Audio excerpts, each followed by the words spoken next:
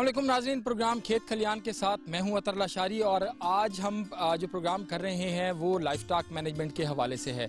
Life stock and dairy के हवाले से अगर हम बात करें तो क्या क्या तरीके हैं, आपने अपना फार्म अगर बनाना है तो कैसे बनाएं, क्या चीज़ें हैं जो बुनियादी जिनका ख्याल रखना है, जानवरों की अच्छी मैनेजमेंट कितना ज़रूरी है, इसके हवाले से हम बात करेंगे।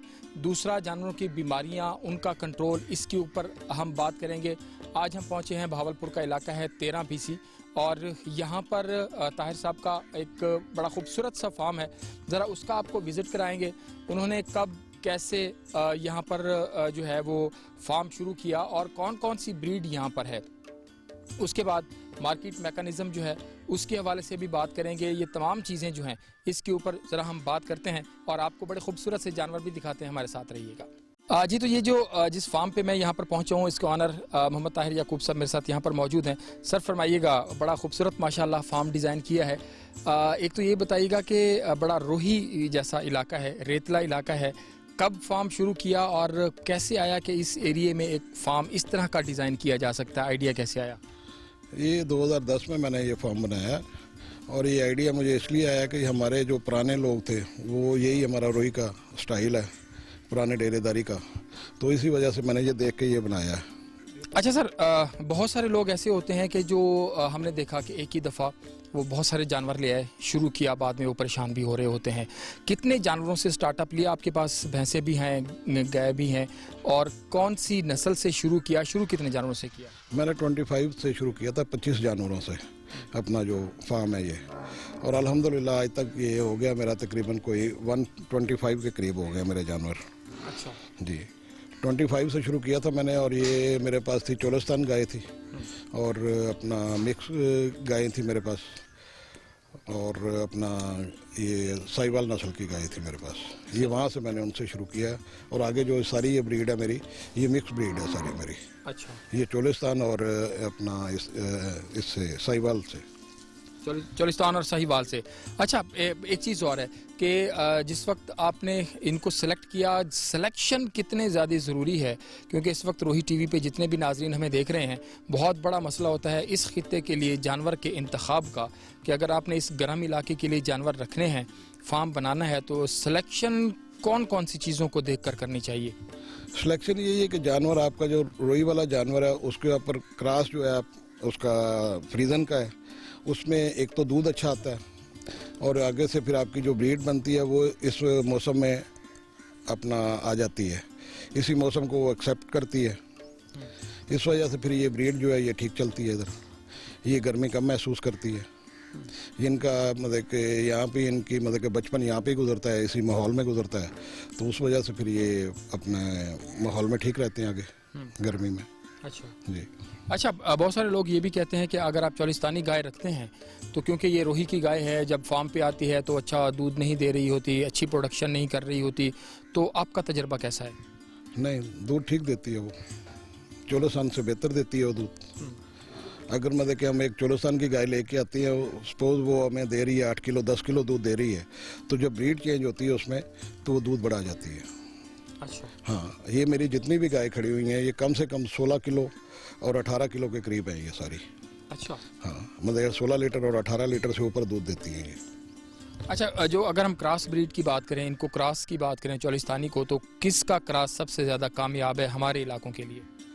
वो फ्रीजन का क्रॉस हमारा यहाँ पे ज़्यादा अच्छा है, फ्रीजन का, और इसमें चोलिस्तानी भी आ जाता है अपना। बाज़ लोगों के पास अच्छे जानवर हैं चोलिस्तान में, उनका क्रॉस भी बहुत अच्छा है यहाँ पे, प्योर चोलिस्तानी। प्योर चोलिस्तानी भी क्रॉस बहुत अच्छा है। अच्छा। वो भी दूध बहुत अच्छा देती है। अच्छा, एक चीज़ और नाज़रीन, अभी आप देख रहे होंगे कि हम एक शेड के नीचे खड़े हैं जिसके ऊपर जो मकामी सतह पर इसको तैयार किया गया है, इसके ऊपर ग्रीन नेट है, और ये गर्मी का जो सर मौसम है, शिद्दत हमारे यहाँ 4 5 6 महीने तो मतलब अच्छी खासी गर्मी यहाँ पर पड़ती है। गर्मी से बचाने के लिए जानवरों के लिए क्या मॉडल आपने जो बनाया है? मैं देख रहा हूँ कि आपके वेंटिलेटेड हैं जो आपके शेड्स हैं, इसके लिए क्या कहेंगे? ये वेंटिलेटेड इसलिए बनाया ना कि इनको हवा लगती रहे जानवरों को, ये खुश रहे इधर इस माहौल में, ये एडजस्ट करते हैं। ठीक है, हाँ, ये ठीक रहते हैं इसमें। तो जहाँ अभी हम जिस शेड के नीचे खड़े हैं, तो यहाँ पर गाय और भैंस दोनों प्रॉपर बेहतर तरीके से खड़ी होती हैं, या जो क्रॉस है उसको ज़्यादा गर्मी यहाँ पर लगती है? जो क्रॉस है उसको गर्मी लगती है, वो दोपहर के टाइम थोड़ा सा प्रॉब्लम करती है, लेकिन अदरवाइज वो ठीक है। अच्छा सर, अब हमने बहुत सारे लोगों को देखा कि वो अपने शेड के ऊपर ख़ास तौर पर जो गाय हैं, क्रास हैं या प्योर फ्रीजन हैं, बाहर की जो वलायती अक़साम हैं, उनके लिए उन्होंने पंखे लगाए हुए हैं, शावर लगाए हुए हैं। तो आपने इस तरह का कोई सेटअप किया है? ये हमने कर रहे हैं अब अपना। अच्छा। ये हमने पंखे वगैरह लगाने हैं, मैंने ट्रांसफार्मर अपना लगवा रहा हूँ, तो उस वजह से फिर इंशाल्लाह ये लग जाएंगे। बिल्कुल ठीक है। हाँ, ये हम लगा रहे हैं। ये आम पंखे लगाएंगे, शावरिंग नहीं करेंगे, क्योंकि इन गाय के लिए जो शावरिंग है वो अच्छी नहीं है, कि धूप ज़्यादा होती है, ये शावरिंग में फिर बीमार हो जाती हैं, शावरिंग में बीमार होती हैं। इसमें सिर्फ जो शावरिंग में रहती है गाय वो रहती है फ्रीजन रहती है, इनके लिए शावरिंग ठीक नहीं है। अच्छा जी, ये बड़ी अहम बात की है ताहिर साहब ने कि जब आप शावर लगाते हैं, और हमारे यहाँ पर जब 50 के ऊपर डिग्री लोकल गाय है ना, वो इस तरह शावरिंग में रहेगी तो वो बीमार हो जाती है। टेम्परेचर ज़्यादा होता है, वो बाहर धूप में जाएगी, खड़ी होगी धूप में जाके, उसमें जाके उसने परेशान होना है। बिल्कुल ठीक है। हाँ, वो शावरिंग उसके लिए ठीक नहीं है। ये जी बड़ी अहम बात इन्होंने की है कि जब अब हमारे यहाँ ऑन एन एवरेज गर्मियों के में ख़ास तौर पर 45, 46, 48, 50 डिग्री तक भी हमारा टेम्परेचर जो है वो जा रहा होता है। तो ऐसे में जब आप शावर इनको लगा कर देते हैं, और ये फिर शावर से जब बाहर धूप में, तेज़ धूप में, सख्त धूप में निकलती हैं और दर्जा हरारत बहुत ज़्यादा होता है, उसमें आपका जानवर जो है वो फिर स्ट्रेस में आता है, उसके लिए जो है वो मसाइल होते हैं। अच्छा ताहिर साहब, एक चीज़ और बताइएगा कि जो फार्म की मैनेजमेंट है, फार्म के आपके जो मुलाजिम होते हैं, उनका ट्रेन होना कितना ज़रूरी है, और फार्म की मैनेजमेंट फार्म की कामयाबी के ऊपर कितना असर डालती है? असल चीज़ तो उन्हीं की मैनेजमेंट है, जितने मेरे मुलाजिम हैं ये उनकी मेहनत है। ये जो कुछ भी मेरे पास है ये अल्लाह ताला ने मुझे दिया है, और ये उनकी मेहनत से है, ये उनकी मैनेजमेंट है। ठीक है। हाँ, वो जानवरों से प्यार करते हैं, जानवरों को संभालते हैं, ये उन्हीं की मैनेजमेंट है। मैं तो 8 दिन बाद आया, 10 दिन बाद आया, मैंने तो आके देखना है सिर्फ इन्हें। मैनेजमेंट तो वही है ना, उन्हें चारा टाइम पे डालना है, उन्हें पानी टाइम पे देना है। ठीक है। हाँ, ये चीज़ें उन्होंने सारी केयर करना है इनकी। तो ये मुलाजिमों को आपने ट्रेंड या मुलाजिम ना कहें, इनके फार्म के जो आपके सुपरवाइजर्स हैं, जो लोग हैं, तो उनको आपने इस तरह की ट्रेनिंग्स दी हुई हैं कि किस तरह इनको मैनेज कैसे करना है? ये ट्रेनिंग तो मतलब शुरू से ही है मेरे पास। ये लोग ये ऑलरेडी ट्रेंड हो जाते हैं। ये लोग, इन्हें पता है कि जानवरों से, इनसे जानवर मानूस हैं, ये ऑलरेडी जानवर इनसे प्यार करते हैं, ये जानवरों से प्यार करते हैं। बिल्कुल ठीक है। हाँ, अच्छा, थोड़ा सा उनकी आदत को, जानवरों की आदत को ये भी देखते रहते हैं, और वो सीख जाते हैं। इसी से सीखना है उन्होंने, बाकी बाहर से तो हमने कहीं से ट्रेनिंग लेके तो नहीं दी इन्हें। हाँ, जो भी है यहीं पे जो लोग सीख रहे हैं, जो मतलब ज़ाहिरी बात है, यहाँ का जो बंदा है, यहाँ का जो मकामी बंदा है, उसकी शुरू से ही लाइफ स्टॉक के साथ एक ट्रेनिंग होती है कि जानवरों को किस तरह किस तरीके से संभालना है। अभी हमने बात की, अभी ब्रेक के बाद ज़रा हम बात करेंगे इनके फॉडर के हवाले से, चारा जात के हवाले से, इनकी खुराक के हवाले से, इनके पानी के शेड्यूल के हवाले से, इनकी जो चुवाई है उसके हवाले से, और उसमें फिर इन कौन कौन सी बीमारियाँ और कौन कौन से मसाइल कहाँ पर आते हैं। अगर आपने फार्म बनाना है तो उसमें कितनी इन्वेस्टमेंट आपको चाहिए होगी, उसके ऊपर बात करेंगे। छोटा सा ब्रेक लेते हैं, ब्रेक के बाद दोबारा हाजिर होंगे, हमारे साथ रहिएगा।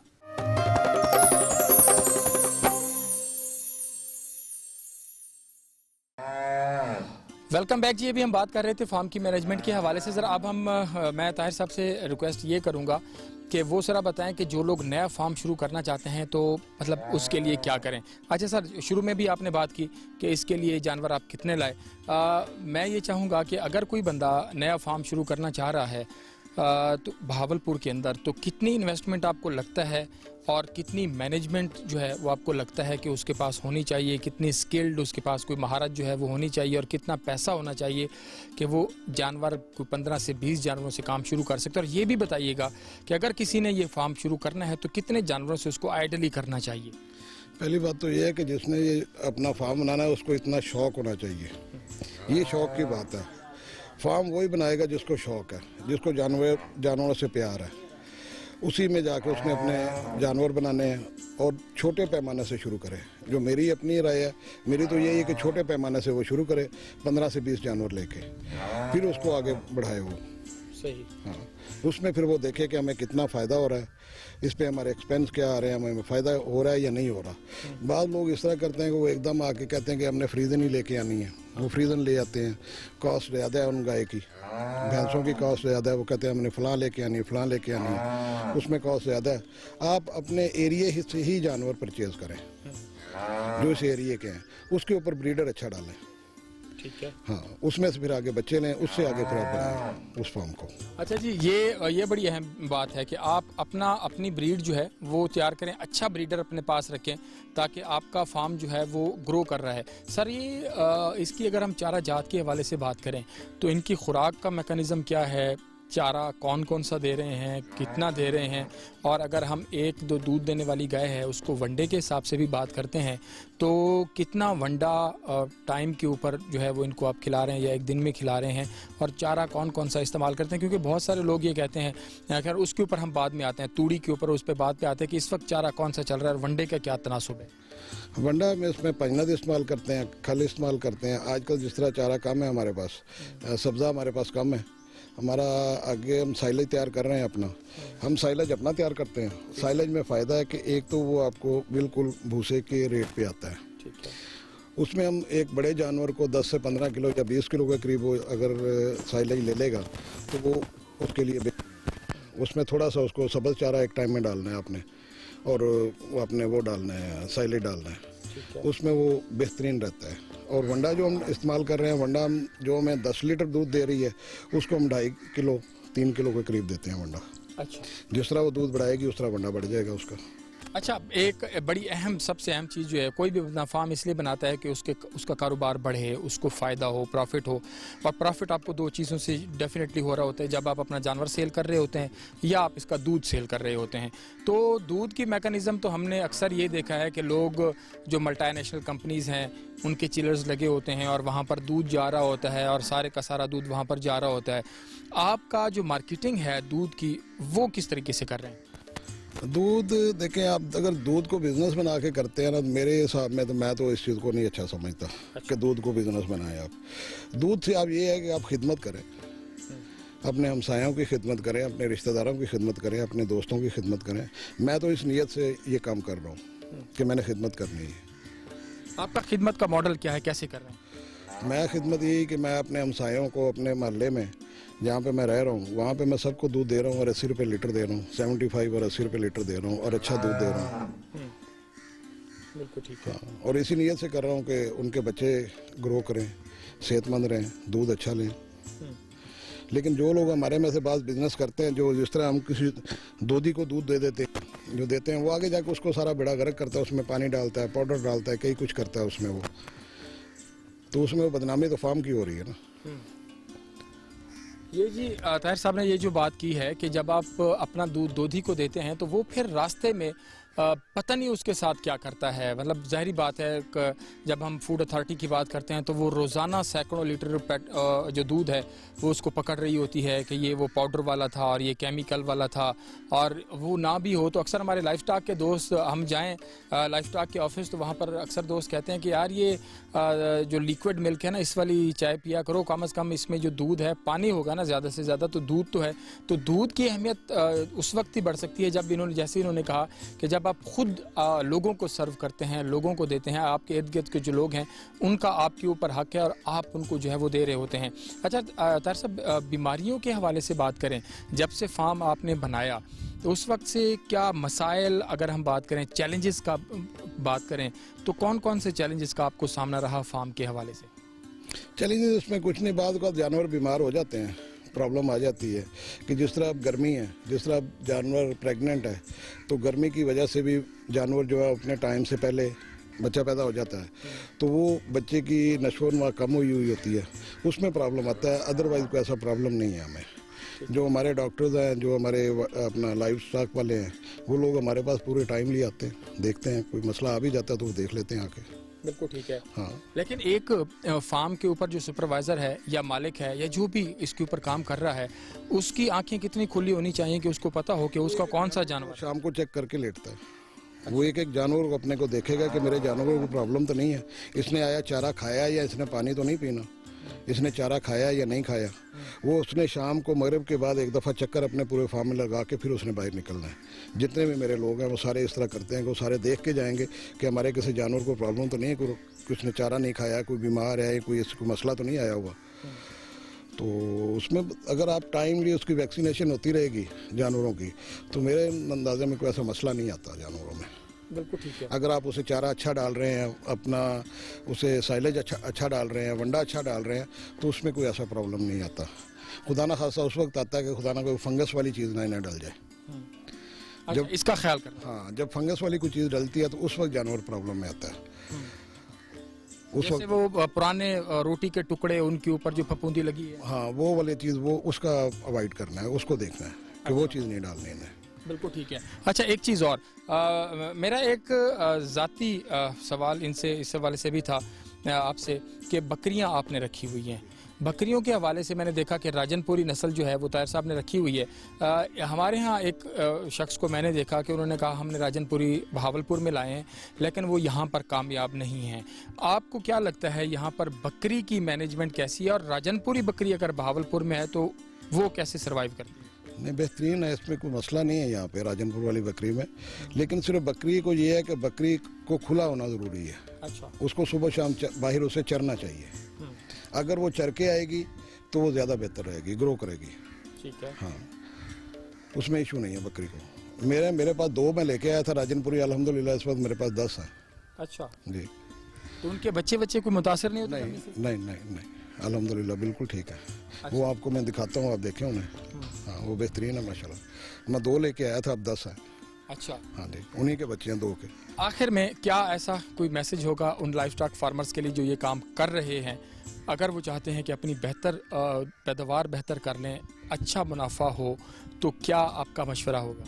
میری تو یہی سب سے رائے ہے کہ جو بھی یہ لائف سٹاک کا کام کر رہا ہے وہ نیک نیتی سے کرے, اور یہ سوچ کے کرے کہ ہم نے اس کو آگے لے کے جانا ہے, اور اپنے ہمسایوں کو, اپنے دوستوں کو, اپنے رشتہ داروں کو ہم نے اس سے مستفید کرنا ہے, ان کو فائدہ دینا ہے. ہم نے دودھ میں ہم نے مکسنگ نہیں کرنی, دودھ صاف ستھرا دینا ہے, جس طرح نکل رہا ہے گائے سے اسی طرح ہم نے آگے دینا ہے. اور جو بندہ اس چیز پہ عمل کرے گا میرے نظر میں تو وہ اوپر جائے گا, وہ پیچھے نہیں رہے گا. بہت شکریہ طاہر یعقوب صاحب, بالکل ایسے وہ آگے گرو کرے گا. طاہر یعقوب صاحب جو بات کر رہے تھے, گرمی بھی بہت زیادہ ہے, میں آپ کا بہت شکر گزار ہوں کہ اتنی گرمی میں ہم لوگ جو ہے وہ شیڈ میں ہیں.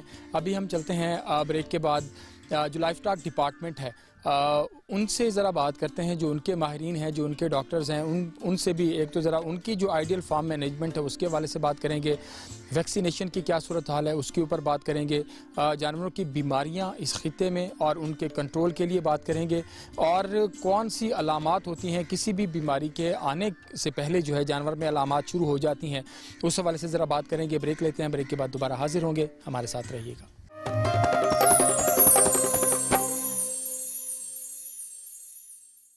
ویلکم بیک جی. ابھی بات کر رہے تھے فارم مینجمنٹ کے حوالے سے, اور ابھی ہم نے جو آپ کو فارم دکھایا, اور میرے پیچھے بھی ابھی آپ کو فارم یقیناً نظر آئے گا, اور ابھی ہم جا رہے ہیں اس کے اوپر بات کرنے کے جو فارم کی ایک تو آفیشیل مینجمنٹ ہے اس کے حوالے سے, دوسرا محکمہ لائف اسٹاک جو ہے وہ کیا کام کر رہا ہے جانوروں کی بہتری کے لیے, جانوروں کی بیماریوں کے کنٹرول کے لیے, اس کے حوالے سے تیسرا جو ویکسینیشن ہے وہ کتنا اہم ہے. ہمارے جو عام فارمر جنہوں نے گھر میں اپنے جانور پالے ہوئے ہیں, جنہوں نے چھوٹے فارم بنائے ہوئے ہیں, جنہوں نے ماڈرن فارمز بنائے ہوئے ہیں, ویکسینیشن کیلنڈر ان کے لیے کتنا زیادہ ضروری ہے, اور جو ایکسٹینشن سروسز ہیں محکمہ لائف اسٹاک کی وہ کہاں تک پہنچ رہی ہیں, کیسے پہنچ رہی ہیں, ان کا ماڈل کیا ہے, اگر جس بندے تک نہیں پہنچ پاتی تو وہ کیسے ان کو لے سکتا ہے, اس حوالے سے بات کریں گے. پروگرام میں ابھی میرا ساتھ دے رہے ہیں deputy director life stock Bahawalpur doctor Sohail عظمت صاحب. ظاہری بات ہے کہ جو لائف اسٹاک کے لوگ ہیں وہ یہاں پر جو لائف اسٹاک کی ابھی ڈیولپمنٹ ہو رہی ہے اس میں ان کا لائف اسٹاک ڈپارٹمنٹ کا ایک اپنا کنٹریبیوشن ہے, کیونکہ ایک مین سٹیک ہولڈر ہے. ڈاکٹر صاحب بہت شکریہ آپ کے وقت کا. فرمائیے گا کہ اس وقت ہم نے ابھی یہ فارم دیکھا اور ہم چاہ رہے ہیں کہ ہم اپنے لوگوں کو بتائیں کہ جو فارم کی مینجمنٹ ہے کسی بھی فارم کی, اس میں کیا کیا چیزیں درکار ہیں. جب ایک بندہ فارم بناتا ہے تو اس میں کیا کیا چیزیں اس کو دیکھنی پرکھنی چاہیے. اس سے پہلے ہم نے جو فارم کے مالک ہیں ان سے ان کی رائے لی ہے اور ان کا تجربہ پوچھا ہے. ابھی آفیشلی آپ کیسے دیکھتے ہیں چیزوں کو؟ بہت شکریہ اطہر بھائی. جیسا کہ آپ نے ابھی اس فارم کو وزٹ کیا ہے, آپ نے دیکھا یہ ہمارے بہت پرانے فارم ان کا تھا. تو جیسے हमारे यहाँ पे लोकल सिस्टम है कि कन्वेंशनल सिस्टम हमारा यहाँ पे चलता है, तो इनको हमने गाइड किया कि आप इसको थोड़ा सा जो है वो अपना जदीद खतूत पे लेके आएँ। तो उस हवाले से इन्होंने अपनी जो है मैनेजमेंट जो है उसको थोड़ा सा बेहतर किया। आपने देखा होगा इंफ्रास्ट्रक्चर ये डेवलप कर रहे हैं अपना, अभी भी इनका जो है प्रोग्रेस में है सिलसिला। तो अब इनके फार्म की सबसे बेहतर खसूसियत ये है कि इन्होंने अपना यहाँ जितनी अपनी प्रोडक्शन है वो लोकल यहाँ पे कंज्यूम हो रही है, कि लोगों का फ़ायदा भी हो रहा है इस इलाके के। उसके बाद इनके जानवरों की जो आपने यहाँ पे देखी है प्रोडक्शन, वो इन्होंने अपना सिस्टम जो है वो ग्रेजुअली उसको बेहतर किया है, प्रोडक्शन अपनी इन्हांस की है। इसकी वजह से जो इनका कन्वेंशनल पे ख़र्चा आ रहा था, अब ये इनका ख़र्चा जो है वो फार्म अपना ख़ुद मीट कर रहा है और इनको भी जो है वो फार्म जो है वो ग्रो करने में मदद मिल रही है। अब इसके अलावा जो यहाँ पे इस इलाके में हमारे पास जो दूसरे फार्मर हैं, दोस्त हैं, उनको साथ भी हम इसी लाइजान पे जो है उनको हम गाइड करते हैं कि आप लोग अपने फार्म को जानवर रख रहे हैं उनको थोड़ा सा फैसिलिटेट करें। महकमा उनको गाइडलाइन देता है, उनको सारी चीज़ समझाता है कि आपने इनको ग़िज़ा क्या देनी है, इनका वैक्सीनेशन शेड्यूल क्या होना चाहिए, जानवर आपने जब परचेज़ करना है तो उसमें क्या क्वालिटीज़ आपने देखनी है। उसके बाद सबसे पहली चीज़ जो ज़रूरी है वो ये आपने देखनी है कि आपका जिस इलाके में आप कर रहे हैं उस इलाके की मुताबिकत जानवर के साथ हो, या आप उस जानवर को वो माहौल प्रोड्यूस कर सकें कि जिस माहौल का जानवर आप रखना चाह रहे हैं। अब उसमें ये होता है कि मोस्टली हमारे लोग जो है यहाँ पे हमारे दोस्त लेके आते हैं इम्पोर्टेड। अब आप वो उन्होंने इंपोर्ट कर लिया, अब उसका प्रॉपर जो है वो सेटअप जब तक आप उसको वो नहीं देंगे आपसे उससे वो मैक्सिमम प्रोडक्शन जो है वो नहीं ले सकते जिसके लिए आप वो लेके आए हैं। फिर वो आपको डिसअपॉइंटमेंट होती है कि मैंने जानवर ख़रीदा, मैंने इन्वेस्ट किया, मैं उससे उतना जो है वो जानवर से अर्न नहीं कर रहा। तो सबसे पहली चीज़ ये है कि आप उसको मैनेज जो है वो अपने फार्म को इस लेवल पे करें कि जहां आप वो जानवर रख सकें कि जिनके लिए आपने वो माहौल बनाया हुआ। अब जैसे कि ये इनका है, इनको अभी हमने रिसेंटली किया, अब इनके 2 दिन में जो है वो इंस्टॉलेशन हो जाएगी इनके यहाँ पे, क्योंकि मौसम आपके सामने इस वक्त हार्श वेदर है। तो इन्हें हमने गाइड किया है कि आप अपने यहाँ पे जो है ना फैंस लगवाएं, मिस्ट फैन हो, आपके एग्जॉस्ट हों। उसके बाद यहाँ पे शावरिंग सिस्टम हो। अब शावरिंग सिस्टम जैसे आपने यहाँ पे इनका देखा है कि इन्होंने बफ़ भी हैं और इनके पास कैटल भी हैं। तो बफ़ वो जानवर है जिसको जो है इस मौसम में कम से कम पानी जो है और शावरिंग जो है वो उसके लिए बहुत ज़्यादा ज़रूरी है। इसी तरह से जो इनके पास जो क्रास है एक्जॉटिक का इन्होंने किया हुआ है, उसके लिए भी जो है वो माहौल जो है टेम्परेचर उसको जितना आप मिनिमाइज़ करेंगे प्रोडक्शन आप उतनी ज़्यादा बेहतर लेंगे। इसके अलावा महकमा जो है वो इनके साथ जो है एडवाइजरी सर्विसेज भी होती हैं हमारी। एडवाइजरी सर्विसेज के हवाले से भी बात करते हैं, लेकिन अभी आपने शुरू में बात की कि जब आपने शुरू करना है तो फार्म की जो जब आप सिलेक्शन कर रहे हो तो उसमें बहुत सारी चीज़ों को देखना चाहिए। मैं इसी बात का फ़ायदा उठाना चाहूँगा कि हमारे बहुत सारे लोग जब जाते हैं, इवन दैट मुझ जैसे लोग जिनको ज़्यादा इल्म नहीं होता जानवरों की नस्ल का और उनकी खसूसियात का और उनके मसाइल का, तो हम मंडी में जाते हैं तो हमें लगता है कि बस अच्छा जानवर है उसको ले लिया।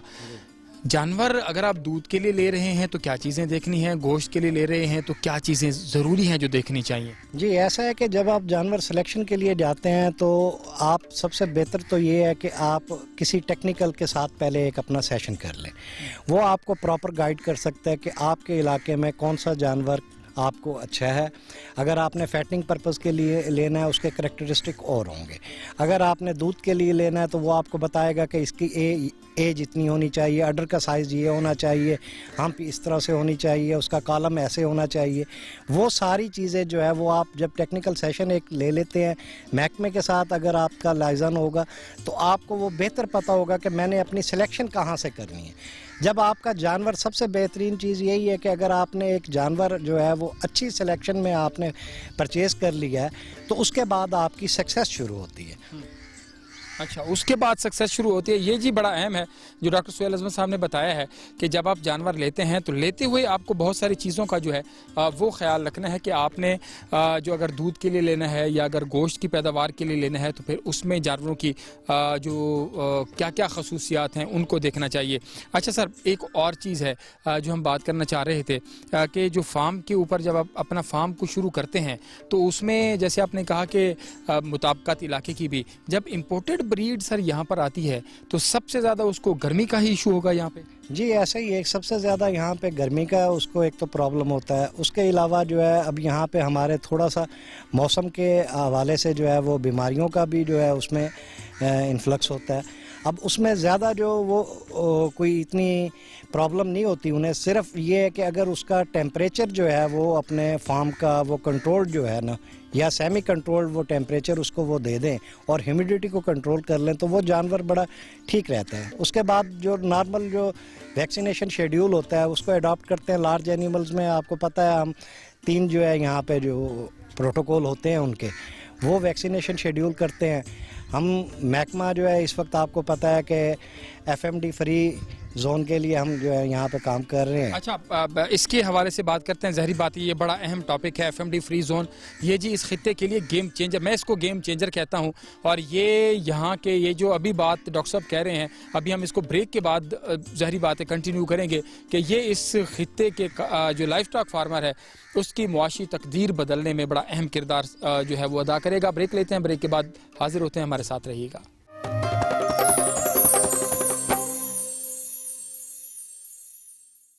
ویلکم بیک جی. ابھی بات کر رہے تھے ڈاکٹر صاحب ویکسین کے حوالے سے, تو ذرا ویکسین کے اوپر بھی بات کر لیتے ہیں. ڈاکٹر صاحب اس وقت آپ کی کیا سچویشن ہے بھاولپور کے اندر اگر ہم بات کریں تو کس بیماری کے خلاف ویکسین چل رہی ہے اور اس کی کیا سچویشن ہے؟ جی ایسا ہے کہ اس وقت جو ہے بڑے جانوروں میں FMD کی جو ہے ویکسین جو وہ تقریباً کمپلیٹ ہو چکے ہیں. بہاولپور ڈسٹرکٹ کی اگر ہم بات کریں تو ہمارے پاس 12.5 لاکھ کے قریب جو ہے ٹارگٹ اینیمل تھا, جس میں سے تقریباً 12,40,000 ہم نے کور کر لی ہے. تو اس کے بعد جو ہے جو اس کے پیرللی اس وقت ہماری ویکسینیشن کا جو ایک فیز چل رہا ہے. آپ کو پتہ ہے آج کل فلڈ کا سیزن ہے, تو جو فلڈ پرون ایریاز ہیں ان کے لیے ہم نے جو ہے وہ اس وقت جو ہے وہاں پہ ویکسینیشن آلریڈی پری فلڈ جو ہے وہ ہم کر چکے ہیں. اور اس کے علاوہ وہاں پہ ہم نے جو ہے وہ اپنے فلڈ سینٹرز جو ہیں فلڈ ریلیف سینٹر وہ اسٹیبلش کیے ہیں. 23 ہمارے فلڈ ریلیف سینٹر ہیں. اس کے علاوہ ہماری جو ریپڈ موونگ وہیکل ہے وہ 6 وہیکل کا اسکواڈ ہے, وہ ہم نے ان کے لیے رکھا ہے. اور اگر کوئی اس میں ایسا پرابلم آتا ہے تو وہاں پہ ہم جو ہے وہ فوراً سروس دیں گے. اور جو ویکسینیشن ہے وہ ہمارے ڈسٹرکٹ میں اس وقت جو ہے وہ لارج اینیملز کی بھی وہ کمپلیٹ ہو چکی ہے, جس میں HS کی ہے, جس میں BQ کی ہے اور جس میں FM ہے. سمال ریومیننٹ کی جو ہے اس میں ہم نے ATV جو ہے وہ 70% کمپلیٹ کر لی ہے, باقی ان پروگریس ہے. تو ہوپ فلی جو ہے وہ اس حوالے سے ہمیں کوئی ایسا خدشہ نہیں ہے کہ یہاں پہ کوئی بیماریوں کا انفلکس جو ہے وہ آؤٹ بریک کی صورت میں ہوگا. اچھا یہ بھی بڑی اہم بات ہے. اچھا سر ایک چیز اور بھی بتائیے گا کہ جو آپ کے ایڈوائزری سروس ہے اس میں کیا کیا چیزیں شامل ہیں جو ہمارے لائف اسٹاک فارمرز ان کو حاصل کر سکتے ہیں؟ جی بالکل ایسا ہے کہ ہم نے جو ہے وہ فارمر کی اویئرنیس کے لیے جو ہے ہمارے ہر تحصیل ہیڈ کوارٹر پہ جو ہے وہ ایک ایڈوائزری سینٹر جو ہے وہ ہم نے دیا ہوا ہے, جہاں پہ ہمارا ایک جو ہے وہ ڈاکٹر جو ہے وہ اویلیبل ہوتا ہے, جس کے ساتھ آپ جو ہے وہ آپ کو بالکل وہ پورا فارم کا نقشے سے لے کے آپ کو فیزیبلٹی تک اور اس جانور کے خریدنے سے لے کے جانور کی پروڈکشن تک کے وہ جتنے مراحل ہوتے ہیں وہ آپ کو گائیڈ بھی کرتے ہیں. اس کے علاوہ پھر اگر آپ کو کہیں پہ جانوروں کے کوئی مسائل ہوتے ہیں تو وہ ہماری جو موبائل یونٹس ہیں وہ بھی آپ کو اپروچ کرتے ہیں. جو ہمارے جو لوکل جو یونٹس ہیں وہ بھی آپ کے ساتھ لائزان میں ہوتے ہیں.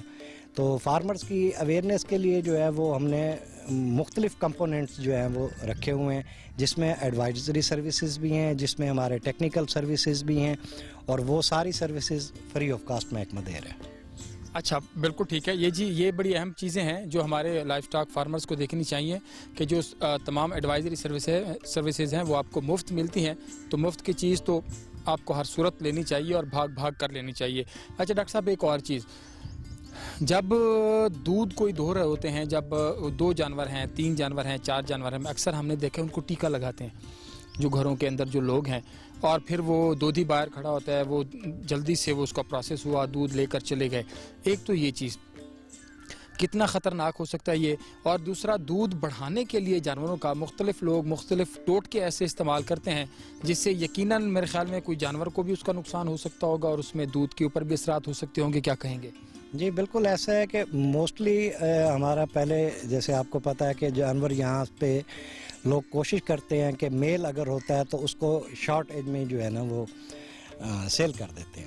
مگر اب کیونکہ آپ کے علم میں ہے کہ ہمارا جو ہے محکمے نے ایک انسینٹیو بھی اس کے اوپر جو ہے نا ایک پروگرام ہمارا چلتا ہے جس میں ہم انسینٹیو دیتے ہیں کہ آپ یہ جانور جو ہے سیف دی کاف کے نام سے ہے کہ آپ اس کو جو ہے وہ اگر جانور کو پالتے ہیں تو اس کے اوپر گورنمنٹ آپ کو سبسڈی دیتی ہے. اب اگر آپ اس جانور کو جو ہے ٹیکہ لگا کے دودھ لے رہے ہیں تو وہ آپ اپنے پروفیشن کے ساتھ بھی بے ایمانی کر رہے ہیں اور جو کنزیومر ہے اس کی صحت کے ساتھ آپ کھیل رہے ہیں. یہ انتہائی نقصان دہ ہے. میری اس میں گزارش ہے کہ آپ سے بھی اور ہمارے فارمر سے بھی کہ ٹیکہ انتہائی نقصان دہ ہے. وہ اس جانور کی صحت کے لیے بھی نقصان دہ ہے.